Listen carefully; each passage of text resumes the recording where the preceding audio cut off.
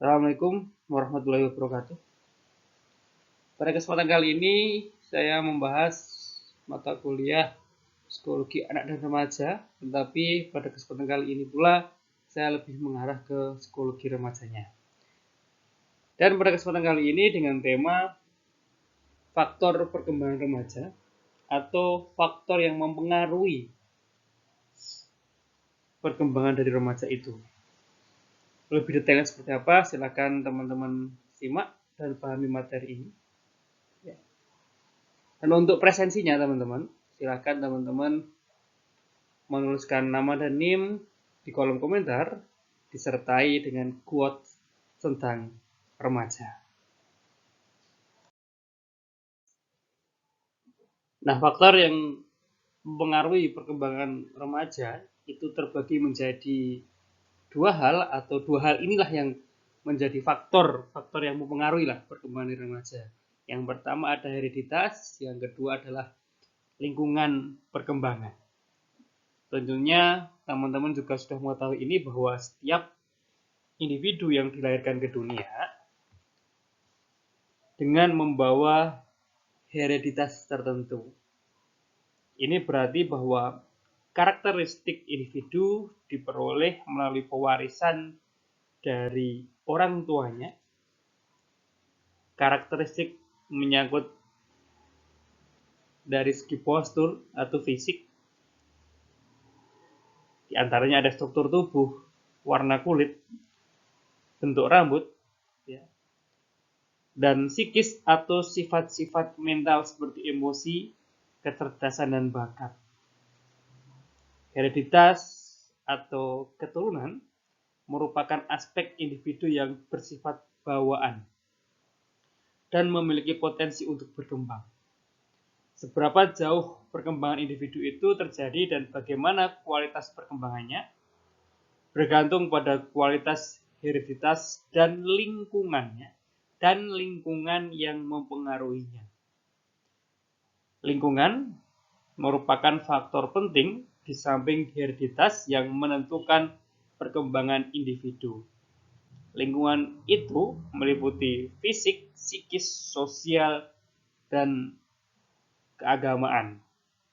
Pada bab ini, atau pada pertemuan kali ini, kita akan membahas mengenai makna hereditas dan lingkungan perkembangan. Jadi yuk sama-sama kita belajar mengenai hereditas dan lingkungan perkembangan remaja. Yang mungkin teman-teman kemarin ketika menjadi remaja belum terlalu memahami itu. Sehingga bisa belajar ini di kemudian hari bisa diterapkan untuk adiknya ataupun untuk anak-anaknya kelak.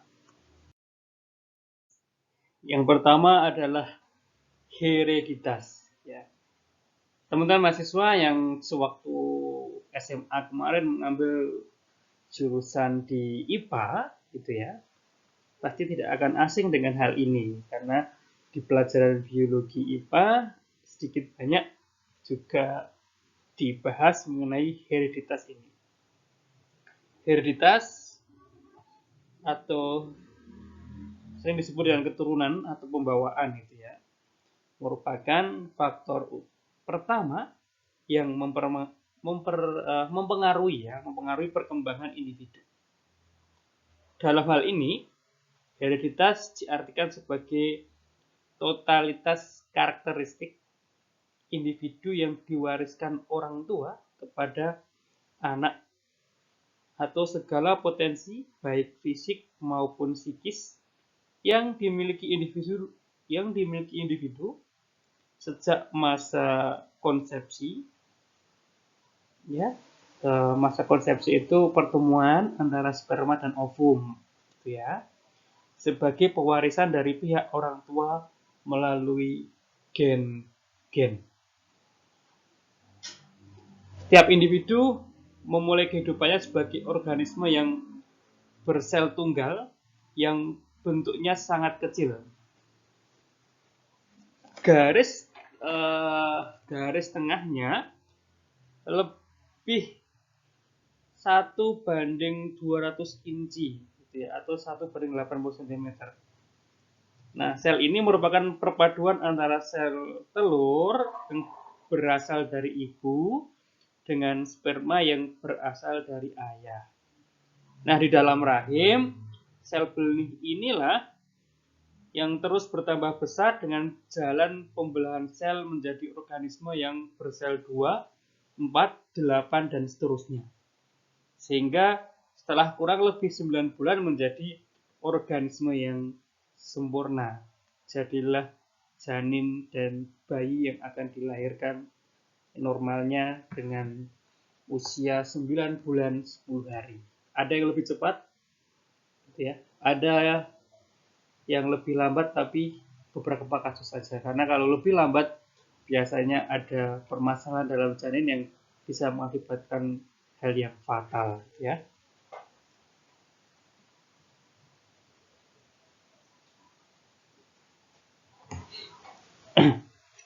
Nah, pada intinya untuk hereditas ini gitu ya, yaitu adalah keturunan gitu ya, keturunan dari orang tua kepada anak-anaknya ya. Dari segi fisiknya, bentuk tubuhnya ataupun sifat-sifatnya. Karena pepatah mengatakan bahwa biasanya buah jatuh tidak jauh dari pohonnya. Nah, itu dari ilmu psikologi perkembangan dalam pola hereditas itu adalah hal yang benar gitu ya. Coba teman-teman bandingkan diri teman-teman dengan orang tua kalian, pasti banyak kesamaannya ya, entah dari postur tubuh, struktur wajah, ataupun sifat dan kebiasaan-kebiasaannya banyak kesamaan. Itu yang dinamakan dengan hereditas. Lingkungan perkembangan itu terbagi menjadi 3 macam. Ada lingkungan keluarga, lingkungan sekolah, dan juga lingkungan teman sebaya. Nah, kita bahas satu persatu. Lingkungan keluarga tentunya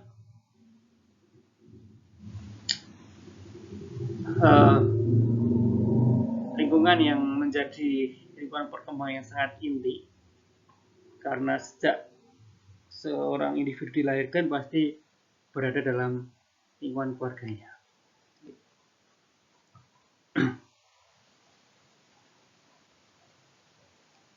Nah, keluarga memiliki peranan yang sangat penting dalam upaya mengembangkan pribadi seorang individu. Perawatan orang tua yang penuh kasih sayang dan pendidikan tentang nilai-nilai kehidupan, baik agama maupun sosial budaya yang diberikannya merupakan faktor yang kondusif untuk mempersiapkan anak menjadi pribadi dan anggota masyarakat yang sehat. Keluarga juga dipandang sebagai institusi yang dapat memenuhi kebutuhan insani atau manusiawinya, terutama kebutuhan bagi pengembangan kepribadiannya dan pengembangan ras manusia.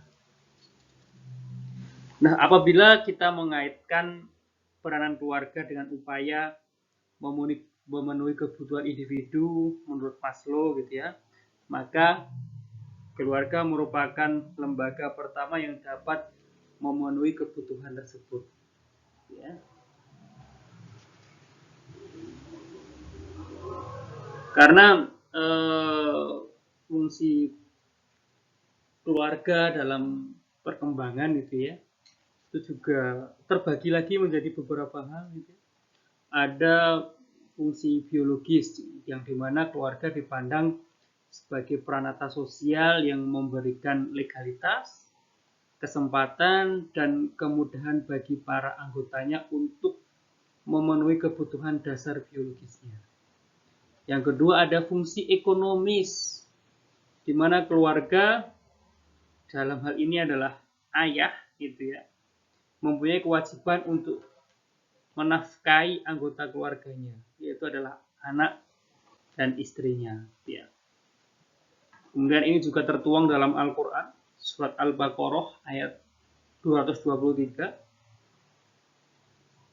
yang berbunyi Bismillahirrahmanirrahim. Wa 'alal mauludi lahu rizquhunna wa kiswatuhunna bil ma'ruf la tukallafu nafsun illa wus'aha, yang artinya, dan kewajiban suami memberi makan dan pakaian kepada para istri dengan cara yang ma'ruf atau baik. Seorang suami tidak dibebani, melainkan menurut kadar kesanggupannya, gitu ya. Nah, yang ketiga adalah fungsi edukatif. Keluarga merupakan lingkungan pendidikan pertama dan utama bagi anak, ya. Yang keempat adalah fungsi sosialis, di mana keluarga merupakan penyemaian bagi masyarakat masa depan dan lingkungan keluarga merupakan faktor penentu. Dan fungsi yang kelima, fungsi protektif atau perlindungan, di mana keluarga berfungsi sebagai pelindung bagi para anggota keluarganya dari gangguan ataupun ancaman di luar sana. Yang keenam, fungsi rekreatif, yaitu keluarga harus melaksanakan fungsi ini. Keluarga harus diciptakan sebagai lingkungan yang memberikan kenyamanan, keceriaan, kehangatan, dan penuh semangat bagi anggotanya. Dan yang ketujuh atau yang terakhir, fungsi keluarga yaitu fungsi agama, yaitu keluarga berfungsi sebagai penanaman nilai-nilai agama kepada anak agar mereka memiliki pedoman hidup yang benar, ya. Sehingga banyak kasus jika orang tuanya Muslim, maka anaknya juga akan mengikuti agama Muslim. Bagi yang Nasrani, maka juga Nasrani, walaupun nanti kemudian mereka berpindah, gitu ya. Tapi karena di awal fungsi agama adalah penanaman nilai, maka biasanya ketika kecil akan mengikuti agama dari orang tuanya. Nah, kemudian macam lingkungan perkembangan yang kedua yaitu lingkungan sekolah, ya, lingkungan sekolah. Nah, sekolah ini merupakan lembaga pendidikan formal yang secara sistematis melaksanakan program bimbingan, pengajaran, dan latihan dalam rangka membantu siswa agar mampu mengembangkan potensinya baik yang menyangkut aspek moral, spiritual maupun intelektual, emosional, dan juga sosial, ya. Jadi apa yang telah dipelajari di rumah akan diperkuat lagi di sekolah, gitu ya. Dan biasanya dari sekolah lebih banyak contoh dan teori-teori yang bisa dipahami oleh para individu ini. Nah, yang ketiga, macam lingkungan perkembangan yang ketiga yaitu lingkungan teman sebaya, di mana kelompok teman sebaya ini sebagai lingkungan yang sosial bagi remaja mempunyai peranan yang cukup penting, gitu ya, terutama bagi perkembangan kepribadiannya. Nah, peranan itu semakin penting terutama pada saat terjadinya perubahan dalam struktur masyarakat, ya. Artinya ketika temannya melakukan kegiatan A, biasanya remaja ini akan mengikuti, gitu ya. Lingkungan teman sebaya ini akan lebih mudah mempengaruhi individu satu dengan individu yang lain daripada lingkungan keluarga, ya. Sehingga perlunya di lingkungan keluarga itu diberikan tadi beberapa fungsi itu bisa berjalan seimbang, ada kenyamanan, kebahagiaan, dan sebagainya supaya tidak mudah terpengaruh di lingkungan teman sebaya. Nah, itulah gambaran mengenai faktor-faktor yang mempengaruhi perkembangan dari psikologi seorang remaja. Nah, teman-teman, untuk pertemuan yang akan datang, teman-teman saya beri waktu untuk membuat tugas, akan tapi pertemuan yang akan datang kita juga akan melakukan UTS terlebih dahulu, dengan materi-materi dari pertemuan pertama sampai pertemuan hari ini. Gitu ya, silakan dipahami lagi materi yang pernah saya sampaikan. Jika ada pertanyaan nanti bisa teman-teman tanyakan langsung kepada saya, baik di kolom komentar atau bisa menghubungi saya. Seperti itu ya. Terima kasih atas perhatiannya dan kerjasamanya pada kesempatan kali ini. Sampai bertemu di kesempatan yang akan datang. Sekian, Assalamualaikum warahmatullahi wabarakatuh. Faktor yang mempengaruhi perkembangan dari remaja, yang kedua adalah lingkungan perkembangan. Saya pernah membaca buku dari Yuri Bronfenbrenner, ya. Di sana isinya gitu ya, bahwa lingkungan perkembangan merupakan berbagai peristiwa, situasi, atau kondisi di luar organisme yang diduga mempengaruhi atau bahkan dipengaruhi oleh perkembangan individu. Ya. Nah, lingkungan ini terdiri atas fisik, yaitu meliputi segala sesuatu yang berkaitan dari molekul yang ada di sekitar janin sebelum lahir sampai kepada rancangan arsitektur suatu rumah, itulah. Dan sosial yaitu meliputi seluruh manusia yang secara potensial mempengaruhi dan dipengaruhi oleh perkembangan individu.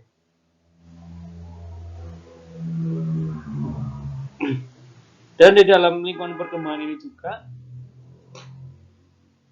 itu dibagi menjadi beberapa lingkungan, gitu ya.